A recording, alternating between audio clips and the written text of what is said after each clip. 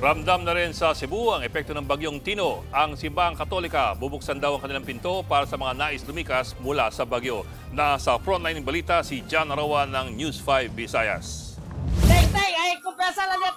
Hindi pa man tumatama sa Cebu ang bagyong Tino, ilang lugar ang binaha agad dahil sa tinding pag-ulan. Sa bayan ng Tuburan hanggang Baywang ang lalim ng tubig.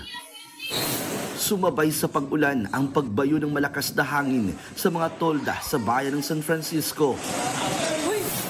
Sa Cebu City, bumuhos na ang malakas na ulan.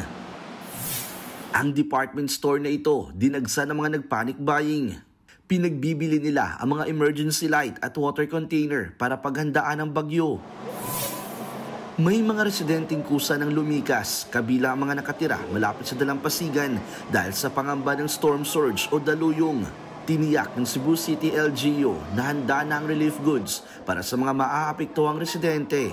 Inatasan na rin ang pulisya at mga barangay tanod na bantayan ang mga bahay ng mga lumikas na residente. What I'm asking sa mga constituents is that we should be very ready.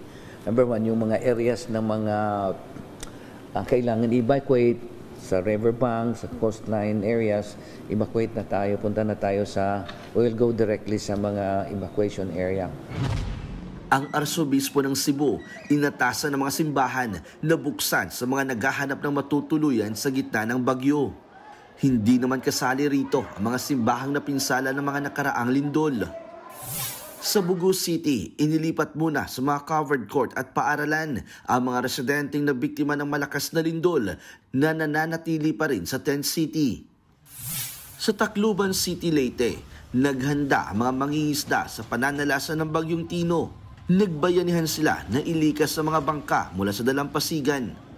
Nagbabalita mula sa frontline, John Arawan, News 5. Mga kapatid, Ed Lingaw po, maging maalam at may pakialam sa mga napapanahong balita sa ating bansa.